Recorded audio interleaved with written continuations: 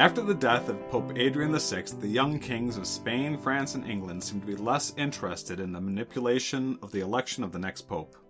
Perhaps this is because they realized they could not predict the behavior of the pope. The disinterest of the kings allowed the cardinals to maneuver among themselves for the position of pope, leaving Leo X's cousins, Giulio de Medici, with a distinct advantage.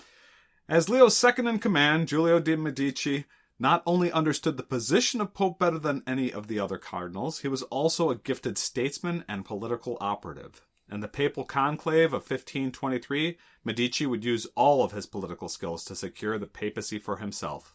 I'm Mike Yeagley. And I'm Evan Gertner, and this is Grace on Tap. Grace on Tap is a podcast dedicated to a review of the history and the content of the documents of the Lutheran Reformation, all over a nice cold beer. Okay, so the third episode on the papacy. This one is going to be, we had the first episode, which was the rise of The Adrian, death of Leo and the rise of Adrian. The death of Leo and the rise of Adrian. Then the papacy of Adrian, which was short, but 18 months or so. Yeah, but eventful since the fall, especially with the fall of Rhodes. And now we're into Clement, or the next pope. The election Foreshadowing. Foreshadowing. The Pope's name is Clement VII, but we won't tell you right away who the Pope is going to be. So, let's and we're spending a lot of time on the papal elections because I think this is a real good window into just the way politics were during this era. Both the politics amongst the national politics with the kings, but also church politics with the different cardinals. And so we're going to spend a little bit of time, a lot to talk about here, but we're going to try and come through it all in one episode. We'll see if we can do that. Leo X dies in December of 1521, and at the time, everyone assumed the logical replacement was going to be his cousin Giulio. Giulio was Leo's Vice-Chancellor, which is the second in command of the church. He took that position in March 1517, just a few months before Luther posted his 95 Theses. But really, Giulio was Leo's right-hand man right from the beginning of his pontificate in 1513. But now he couldn't become officially Leo's vice-chancellor in 1513 because he was the illegitimate son of Leo's uncle, Giuliano de Medici. So since he was illegitimate, he was not allowed to hold a high-ranking position within the church. One of Leo's first acts as pope was to declare that his cousin's birth was legitimate because his parents were, quote-unquote, wed according to the word of those present. Whatever that means, I don't know. Nobody knew if that was true, but it did open the door for Giulio to become a cardinal. So he was really immediately recognized as having unusually good statesman skills. He could negotiate and work through very difficult political situations. In January of 1514, Henry VIII named him the Cardinal Protector of England. The Cardinal Protector was responsible for representing England in the Roman Curia, or as Henry VIII said, for the defense of us and our realm in all matters of the Curia, which really is sort of curious. That I think he's the liaison there, sort of like between the Vatican and England there. So he serves both the interests of England and the interests of the Vatican. He's supposed to be the kind of consigliere that Henry VIII can talk to so that he knows when he talks to Giulio that he's talking right to the Pope. I wonder if today there are national representatives. Cardinal protectors like that? Yeah, Cardinal Protector for Germany, or Cardinal Protector for the U.S., or Cardinal Protector for... I don't know the current structure. I would doubt that, personally. Yeah. Well, there is like the head of the U.S. Council of Bishops. Yeah, but that would be here in the U.S. He would be based here in the U.S. Right. I'm talking about they're in the Vatican representing American goals or German goals or French goals or whatever it is right there in the Vatican. Well, that would be a great opportunity for one of our astute listeners who's familiar with the politics of the Vatican to write into our graceontap.podcast@gmail.com email address. We would love to hear about that. Yes. Now, Francis I of France also recognized Giulio's unusual skills and appointed him as the Cardinal Protector of France in 1516. what makes this interesting is that both France and England have named Giulio as their cardinal protector, but Henry and Francis do not like each other. Oh, they hated each other. So, having Giulio as the French cardinal protector didn't really work out very well for Francis. When the personal rivalry between Francis and Emperor Charles V broke into war in northern Italy, Giulio Medici sided with Charles. So when France needed their cardinal protector, he skedaddled and sided with the enemy, Charles V. Part of the reason was Giulio distrusted Francis because he was selecting the French bishops who were more loyal to himself, the French king, than to the church. We mentioned this in the last episode. We talked a little bit about it. And so we are talking about an event right now in about 1515. The last episode was taking place during Adrian's time, which was 7 years later. So just time travel backwards to 1515 with us. So in 1515, King Francis of France defeated the Pope, which is sort of weird to hear, but in the Battle of Marignano, and so in the agreement between Francis and the Pope, Francis, the King of France, was given the ability to call the bishops of France, and that was called the Concordat of Bologna. And that's going to have more impact later on in the thinking behind the 30-Year Wars. Yeah, we'll get to in later episodes. You're right. That the Concordat of Bologna is a very important document. It sort of helps to destabilize that whole era. But for the point of this episode, what it points to is that Giulio, named as the cardinal protector of France, France and the Concordat of Bologna. How does Giulio get this position? That's a demonstration of his skillful statesman ability. So when Leo died in 1521, going back to before Adrian, when Leo died in 1521, King Francis of France made it clear that he would leave the church if Giulio was elected pope. He was still angry that Giulio sided with the emperor. Absolutely. And so that eventually led to the election of Adrian. So after Adrian dies in 1523... Which you can read more about or hear more about in our last episode. The Roman people were excited to have a new pope named, and they hated Adrian. Tired of him. We talked about that last episode. Anyone besides Adrian at this point, they think is a good thing. Yeah. So it sounds like a good thing that, the Roman people are going to be behind this guy. But it really wasn't. The conclave opened on October 1st, and the Roman leadership were just so anxious to get somebody in. Anybody in. That they thought the conclave would be short. So the first thing, they start complaining once it opens, the cardinals start... They think right away, October 1st, it's going to be over. Yeah, pick somebody. It's obvious Giulio was the guy. I assume that was because he was by far the most qualified person to be the vice president, the vice-chancellor for the previous two popes, and his name is still in the ring. They all expect, go into your meeting, let the smoke out, we all know who's elected. And so they're like, come on, let's go. It doesn't happen that way.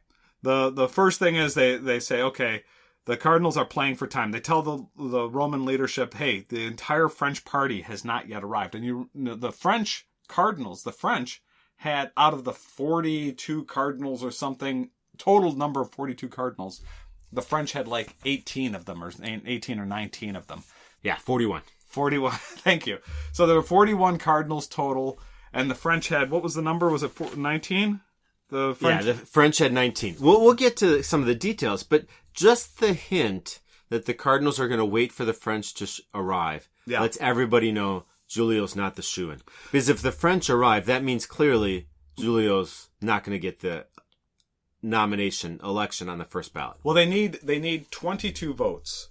Whoever it is has to have 22 votes. Or 21. I'm all... This is why you wrote it down. I'm glad you're reading it. All right, so let's just go with this. October 8th, the French are there, and now the Roman leadership think it's going to happen. But it doesn't happen right away. What's the problem? It should happen. So the Roman leadership reduces the cardinals' food to 1 meal a day to try to get them to make a decision. Now, that's not easy for the cardinals. All right, so now, Mike, this is where we talk about the math, and this is why you wrote it down. All right, Yeah. so there are 38 cardinals in attendance, Yes. but 3 were absent and were not going to arrive. So there are a total of 41 cardinals with votes, but you need 21 to become the Pope. You need 50%. You need 50%, not of who's present, but of the total. Yes. And 19 at this point have already declared their alignment with the French. So they're French. They're French, selected by the French king. Because of the Concordant of Bologna. Because of the Concordant. So almost half of the people there, half of the cardinals, are But coming, not half. but not quite half. And so all they knew, the French have a huge influence over who's going to be the next pope. They should. They should have a huge influence. They would just need 2 people Yes. to side with them. But the division in the French party leaves them open to being manipulated. Though there are 19 that are aligned with the French, they don't all agree among themselves. And we'll get to what their challenge is. So let's go back to the way their only instructions from Francis I. So the French delegations coming in, all 19 of them, they're coming in and they have instructions from Francis. He doesn't have, all he cares about is don't give it to Giulio de Medici. I hate that guy.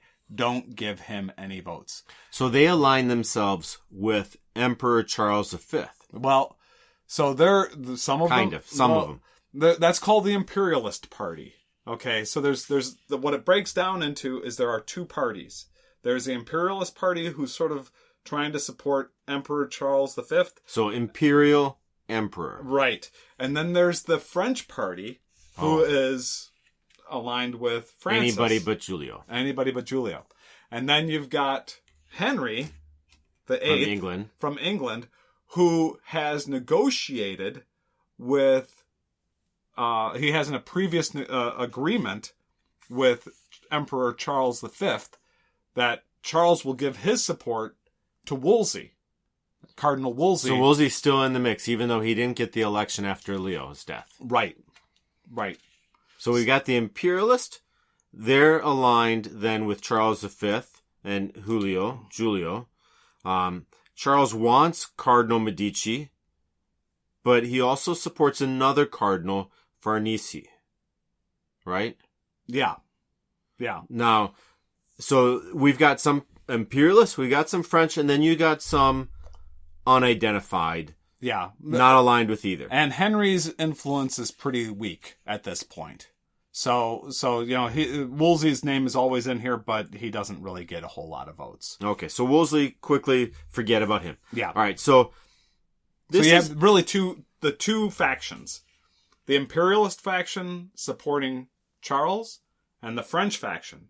Now, this is where things get interesting. So who do the French support? Well, that's sort of complicated. Now, if it wasn't complicated already, it gets more complicated. Now, in the midst of this complication, this took us like 5 minutes to get this far, the Roman people are also frustrated, and they come to the cardinals on October 10th with more threats, and at that point, the cardinals threatened to elect another foreigner. And they back down. Because they don't want another barbarian. Right. And so the Roman leadership backs down for a few days. Gives them some time. They're still only getting 1 meal a day, but at least they get a meal. So you have what ends up happening is the French party is broken up into really 2 groups. And I'm going to just give the overall.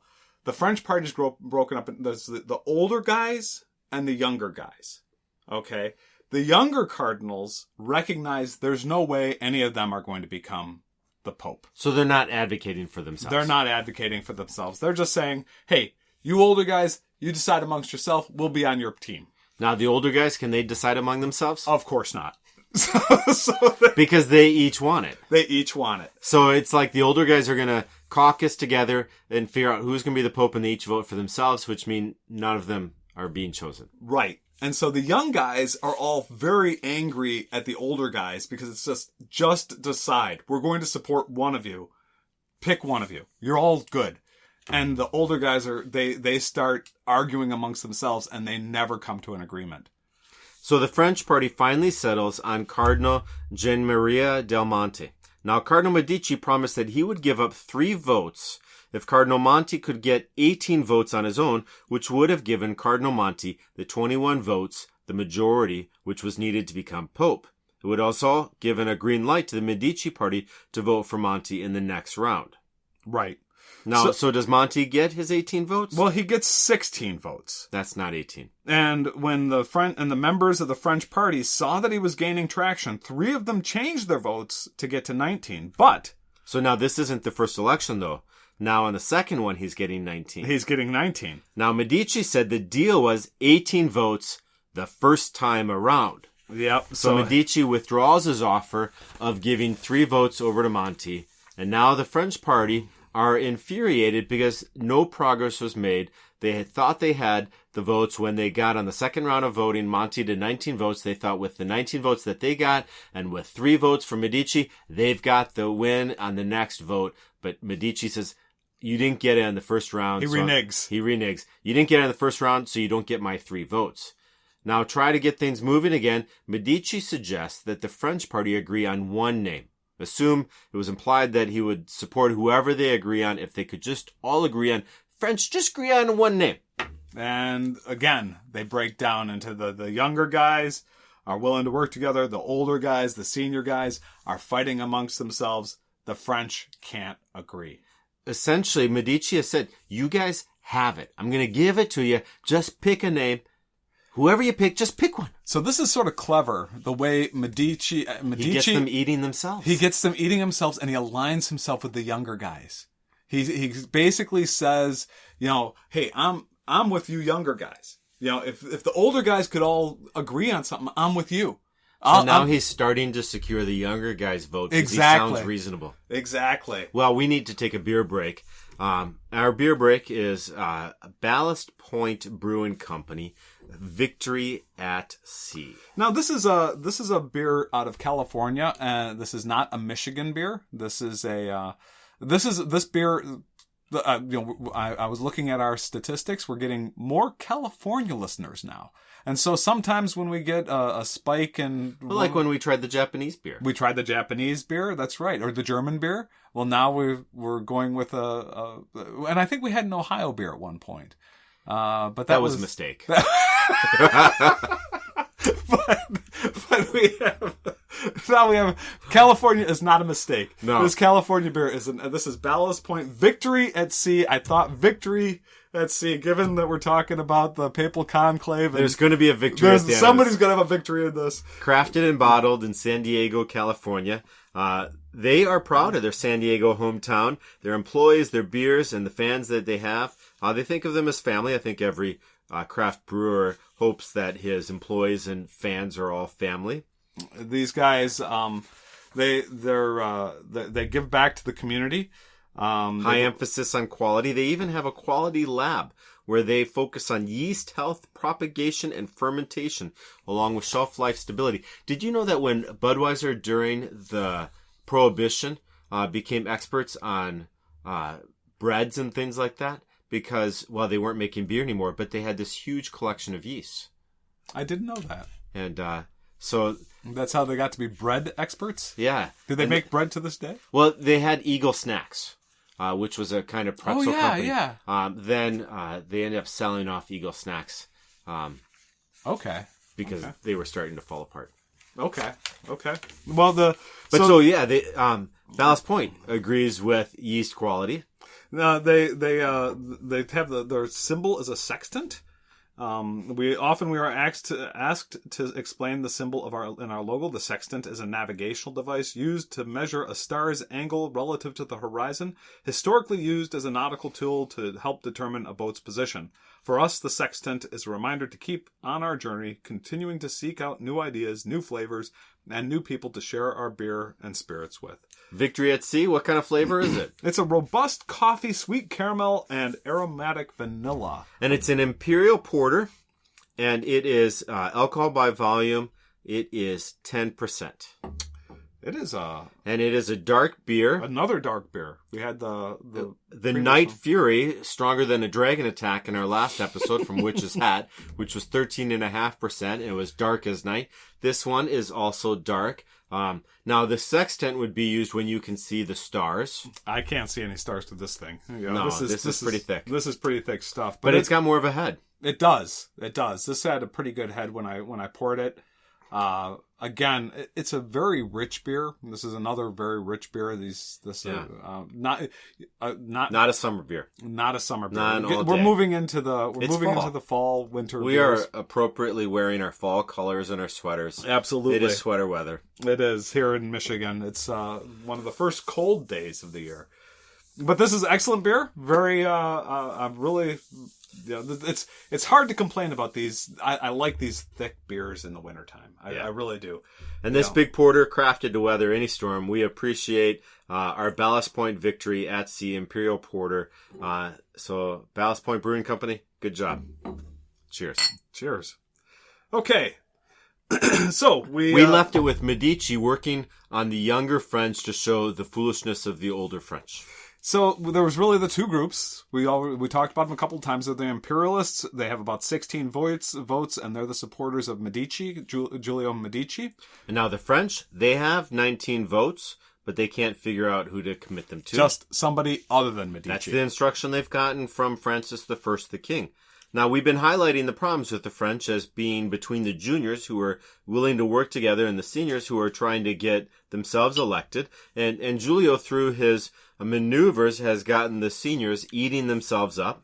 So, simplified view of French politics, we know. Now, unfortunately, we're going to have to dive into this a little bit deeper and to try and untangle what happens next and how Medici maneuvers through all of this. Because it's not like just a light switch and suddenly he's got it. There's some more maneuvering. Absolutely. So let's First, who do we got? Well, there's this there's Albert Pio. Now, Alberto Pio is an ambassador of the King of France, and he shows up in late October. Now, he is a friend of Medici. Now, the French king had said anybody but Medici. But now the ambassador of the King of France shows up, and he happens to be a friend of Medici. So it's maybe some mixed messages on the way. Right. And so he's trying to convince the French party that Medici would be as good for France as anybody. Although he wasn't immediately successful, he did soften them up a little bit. It shows that the single instruction they got from Francis I was anybody Medici may not be as solid as they thought. And that's one thing, as I've been reading a little bit about Francis. Francis is sort of like that, where he's very emotional. He's an excellent... King Francis of France was an excellent politician, but he was literally like a political animal, where he used his instincts a lot, and he would sort of sniff the wind and he would change dramatically from one thing to the next, depending on what was going on. And so I could see where, if Pio shows up and says, the king sort of says he's not so bad anymore. Not so bad. Yeah, and I could see where the cardinals would say, oh, okay, well, maybe we'll give him a look. You know? Now, remember, October 1st, the conclave opened up. They said, no, we gotta wait for the French. The French show up October 5th. And then we had, then October 8th, wasn't it? Yeah. The Roman leadership reduced them to one meal. Yeah. Then they're more anxious. And then the cardinals say, well, we could just elect a foreigner. So then the Roman magistrates back off a little bit. Now, it's November 11th. And they're getting really ticked. The Roman magistrates. They want a pope figured out. They want this conclave to be done with. And so they threaten to reduce the food for the cardinals, not just from one meal a day, but to now simply just be bread and water. So it's at this point that Cardinal Farnese makes his move. He approaches the Duke of Sessa to make a deal. Now, the Duke of Sessa is a Spanish noble who's closely aligned with the imperialist and the Holy Roman Emperor. So he offers the Duke a substantial amount of money and a candidate for the Duke's brother, a cardinalate for the Duke's brother, if the Duke would support giving the imperial votes to Farnese. This is Cardinal Farnese wanting to be the next pope. So he maneuvers to get the imperialist votes. Now, how many votes did the imperialists have? The imperialists have 16 votes. So if Cardinal Farnese gets those 16 votes, is that enough? No, because he needs 21. Now, Cardinal Farnese, what I didn't look up, and he might be, if he's French, he might get a portion of the French votes, and that might be enough to put him over. It seems like it worked, because shortly after, one of the leaders of the French party, Cardinal Colonna, proposes Farnese as the next pope. So Farnese is proposed by a Frenchman to get the votes. He thinks he has in the background the imperialist votes. Farnese is Spanish. That's right. So he's Spanish, but he's maneuvering. He's sort of looking at himself as being like independent. He's marginally aligned with the imperial party. He's got friendly relations with the French party. He thinks he can work this out. So you've got a Spanish cardinal working with a Spanish duke getting proposed by a French leader. Yes. So we're starting to see the French bloc breaking up. So now the thing is that several cardinals objected to Farnese on moral grounds. So whether they're French or imperialists or they're among the neutrals, many cardinals from across all those parties say, no, not this guy. So Farnese... Why? How come? He has many mistresses. He has children. He's a throwback. Huh? He's a throwback to the old style popes, and they recognize with the Lutheran... with the Reformation coming on, that they can't go back. We got to be on our best guard. Right. We can't go back to those Renaissance popes that could just indulge themselves. Exactly. So now there's a couple of versions of what happens next. Both have to do with Colonna. He's the French cardinal that had proposed Cardinal Farnese. So in one version, it says that Colonna claimed that he was frustrated that the French had turned against his candidate Farnese, so he gave his support to Medici. The French are now maneuvering to maybe support the guy that Francis had said anybody but this guy, but then Albert Pio, the ambassador, said, maybe the king would be so happy. Maybe it's not so bad. Now, Colonna and Orsini families, they hated each other. How did Orsini's get involved? Another name. So another source. So the one source says that. Okay, let's go back. So the one source says that that Colonna was frustrated with the French, and so he basically said, "I'm going to give my support to Medici and the imperialists."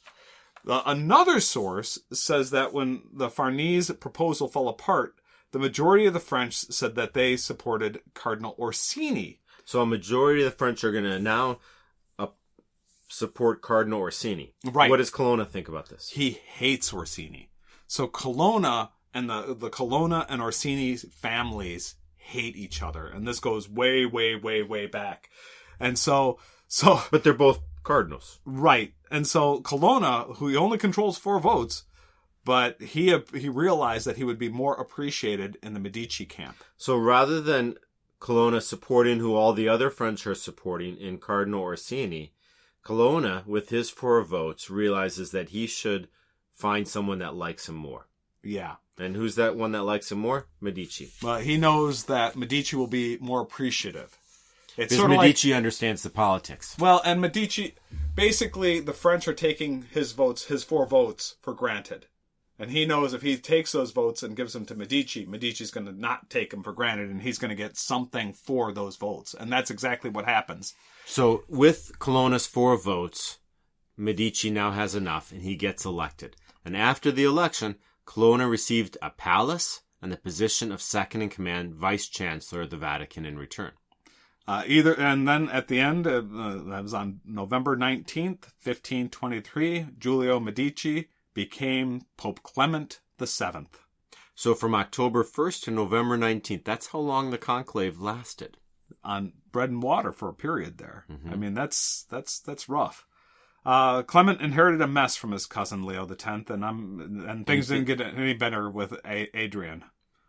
So now, Encyclopedia Britannica calls Clement the most unfortunate of popes. He wasn't... Although he was a gifted statesman Yes. and a brilliant administrator, Clement would be just as frustrated as Adrian in untangling the competing interests of the late medieval Europe. So, for some people, this may be kind of frustrating to hear the politics of a conclave, this trading of votes and things like that. And they wonder, is this really what the church is like? Is the church just a matter of trading and maneuvering and serving of self-interest? And I hope that's not what the church is like. But I do know that sometimes people who work in the church as church secretaries or administrators inside of a church, they sometimes can get frustrated as they see how the phones are answered or emails or who knows, the business of just being a church. And I worry that this last 40 minutes might give someone the impression that the church is all just politics. Well, this was the church of the 16th century. Mm-hmm. The Roman Catholic Church of the 16th century, a big part of it was politics. And it's rather foreign to our ears, I think. Yeah, we think that this never happens. The church is just about serving and caring and administering the Word of God in our day. And thank God that this is foreign to our ears. This is. But in your own history, you've had to deal with some of the politics of the church. And, absolutely. And you've gotten to see kind of that. I've seen that conclave side of things. I've seen the knives come out. Yeah. It's. We're not at our best at this kind of time. No. When it's we are. Luther says, whenever God builds a church, the devil builds a chapel, and there's always within every church there's the problems of human sinfulness come along with every saint that walks in the door. So why didn't Adrian, who sought holiness, become the clarion call that saw through this mess? I think a big part of that was Adrian lacked the common touch. He thought that he could lead by example, but that example was cloistered away essentially in the Vatican. So to lead a church and lead people isn't about a personal piety, but it's about that ability to inspire this piety in others. This idea of faith and practice isn't just what I do, but then my ability to share this with others. That's the lesson of Adrian. Yeah. So how does Clement do? Well, we'll get into that. But I'll give a little. In 1527, I believe it is, Clement is the Pope who is seated in Rome when Rome is sacked by Emperor Charles V. So some politics, and and so there's the sacking of Rome is one of the turning points of church history. It's Clement. This is a very, very. If we think that we live in a tumultuous time today, it's nothing. It was a highly politicized time as well. Yeah, mm-hmm. Yeah. So we're kind of caught up with our popes, though. We are caught up with our popes, and we can get back to Luther and sort of see what Luther's up to during the same period. I thought it was important for us to go through and understand what's happening with the popes on that side of the fence, because going forward, Clement is going to be the pope that Luther is going to be engaging with, if he ever does engage with the Roman Catholic Church. So Clement's a pretty significant pope, the pope during the time of the Augsburg Confession. And exactly. This time as well. Yeah, so I wanted to sort of bring us all up to speed with that. Well, thanks for our listeners. Thanks to Josh Yeagley for his work as a sound engineer. Recognition of our source materials, Britannica.com, Wikipedia, and the incredible investigations that you have done, Mike, in preparation for these last 3 episodes is quite appreciated. If you want to get in touch with us, catch us on graceontap.podcast@gmail.com, or you can catch us at graceontap-podcast.com. That's where we post it's basically a blog that has some of the content and also has you can actually listen to the podcasts there. And on Facebook, we try to update whenever we have a new post online.